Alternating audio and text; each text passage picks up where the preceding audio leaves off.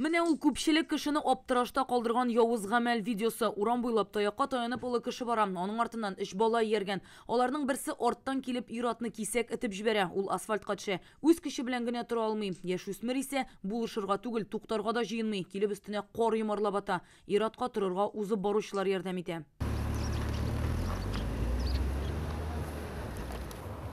Бу вакыйганы полиция тикшерә башлый. Малай 7нче мәктәп укучысы булып чыга. Уку йорты директоры сүзләренә караганда, мәктәптә ул исәптә торган. Подросток состоит на внутришкольном учете. Психик халәтендә үзенчәлекләр булу сәбәпле аны мәктәп исәбенә куйган идек. Малайның үзе белән дә, опекуннары белән дә даими аралашып сөйләшеп торабыз. Районның психолог-педагоглар хезмәте дә аның белән эшли. Бүген гаилә ведомствора контрольдә тора. Педагогической службы района. На сегодняшний день семья находится на межведомственном контроле.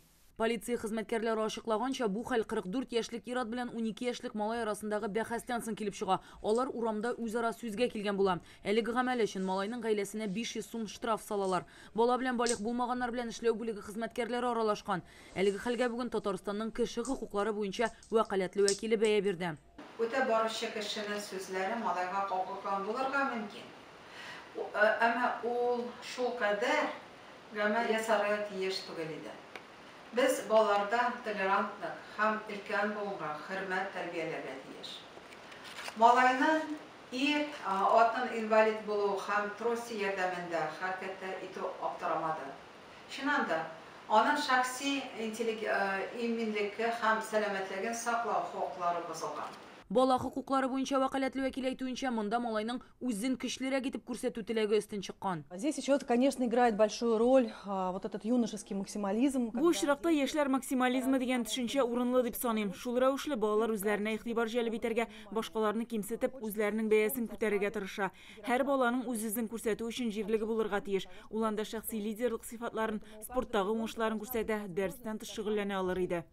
Проявить свои, может быть, лидерские качества. Психологлар сүзенә караганда, балалар гына түгел, олылар да шул рәвешле эшләрендәге тискәре хисләрне тышка чыгара. Әйтик, 4 ел элек Түбән Камада шуңа охшаш хәл булган иде. 34 яшьлек ир-ат йөкле хатын-кызларга һөҗүм итеп типкәләгәннән соң, аңа карата вак хулиганлык маддәсе буенча эш ачканнар иде.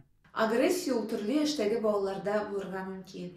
Кечкенә сабыйда хис-тойгылар бик күп була, начар да, яхшы да, һәм аларны дөрес итеп аңлатып бирә алмау сәбәпле, бу инде иң җиңел усул агрессиягә чыга.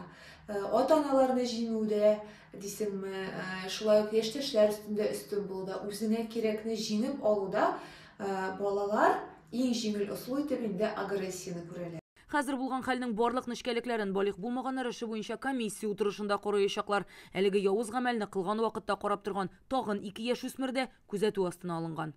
Ознакай телевидениесе ярдәме белән Рания Абдрахманова, Яңа гасыр каналы.